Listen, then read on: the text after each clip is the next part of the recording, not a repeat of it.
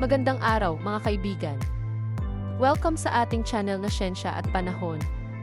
Ngayon, pag-uusapan natin ang isang paboritong tradisyon ng Halloween, ang trick or treat. Bakit nga ba may trick or treat at bakit natin ito patuloy na ginagawa? Tara't alamin natin ang kwento sa likod ng kasiyahang ito. Ang tradisyong trick or treating ay nagmula sa sinaunang pagdiriwang ng Samhain, isang mahalagang festival ng mga Celts noong Nobyembre 1. Sa panahong ito, pinaniniwalaan ng mga Celts na ang hangin ay nagiging manipis at ang mga espiritu ng mga patay ay bumabalik sa lupa. Upang makaiwas sa mga masasamang espiritu, nag-iwan ang mga tao ng mga alay, tulad ng pagkain at inumin, sa labas ng kanilang tahanan. Sinasabi ng mga tao na ang mga espiritu ay maaaring maging mapaghiganti, kaya't sila ay naglalagay ng mga regalo upang sila ay mapanatiling masaya at hindi bumalik na may masamang intensyon. Habang lumilipas ang panahon, nag-evolve ang tradisyong ito. Noong ika-8 siglo, ipinakilala ng Simbahang Katoliko ang All Saints' Day, isang araw upang alalahanin ang mga santo. Ang gabi bago ito, tinawag na All Hallows' Eve, ay nagbigay daan sa pagdiriwang ng Halloween. Dito nagsimula ang ideya ng mga bata na lumakad mula sa bahay patungo sa bahay, humihingi ng mga goodies, kasabay ng pagsusuot ng mga costume bilang paggalang sa mga espiritu. Ngunit ano nga ba ang ibig sabihin ng trick at treat?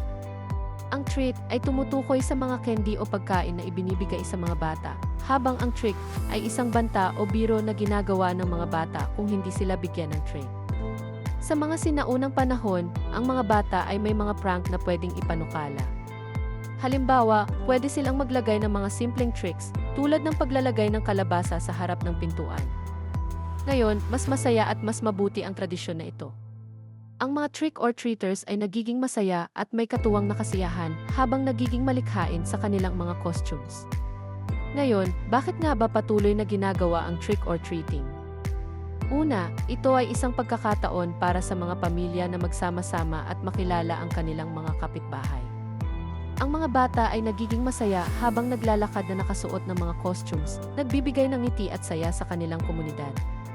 Ang pakikisama sa mga kapitbahay ay isang magandang paraan upang bumuo ng mas malalim na koneksyon sa komunidad.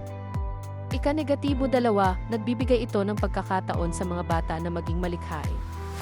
Mula sa pagbuo ng costumes hanggang sa pagplano ng kanilang mga ruta sa trick or treating, nagiging masayang karanasan ito para sa kanila.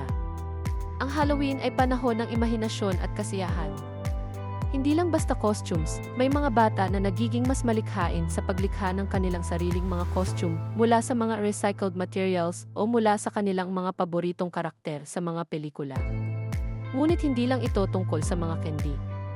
Ang trick or treating ay nagiging simbolo ng pagkakaroon ng mga magagandang alaala sa pagkabata. Ang mga bata ay nagiging bahagi ng isang masayang tradisyon na kanilang maaalala sa kanilang paglaki. Sa bawat taon, ang mga alaala ng mga Halloween parties at ang pagbabahagi ng mga candy sa kanilang mga kaibigan ay nagiging mga kwentong kanilang ibabahagi sa hinaharap. Sa huli, ang trick or treating ay isang paraan upang magsama-sama ang komunidad at lumikha ng mga alaala. Para sa mga bata, ito ay isang pagkakataon na makilala ang kanilang mga kapitbahay. At para sa mga matatanda, ito ay isang pagkakataon na ipakita ang kanilang pagkalinga sa mga bata sa pamamagitan ng pagbibigay ng mga treats. Mahalaga rin na maging responsable ang mga magulang sa pag-supervise sa kanilang mga anak habang sila ay nag-trick or treat, upang masigurong sila ay ligtas sa kanilang paglalakad. Ngunit ang trick or treating ay hindi lamang isang tradisyon, ito ay naapektuhan din ng pop culture at media. Maraming mga pelikula at palabas sa telebisyon na may temang Halloween ang nagpalaganap ng kasiyahan sa tradisyong ito. Mula sa mga animated films hanggang sa mga horror movies, ang mga ito ay nagbigay inspirasyon sa mga tao na ipagdiwang ang Halloween. Sa kasalukuyan, makikita rin natin na ang mga komunidad ay nagsasagawa ng mga espesyal na kaganapan tulad ng Halloween festivals at mga costume contests na nagbibigay ng higit pang saya at kasiyahan sa mga tao. Ngayon, alam na natin kung bakit may trick or treat. Mula sa mga sinaunang tradisyon hanggang sa modernong kasiyahan, ang trick or treating ay patuloy na nagdudulot ng ngiti at saya sa bawat isa. Ano ang mga paborito ninyong alaala ng trick or treating? Ay comment sa ibaba. Huwag kalimutang mag-like at mag-subscribe para sa iba pang kwento sa likod ng ating mga paboritong tradisyon. Salamat sa panonood at Happy Halloween!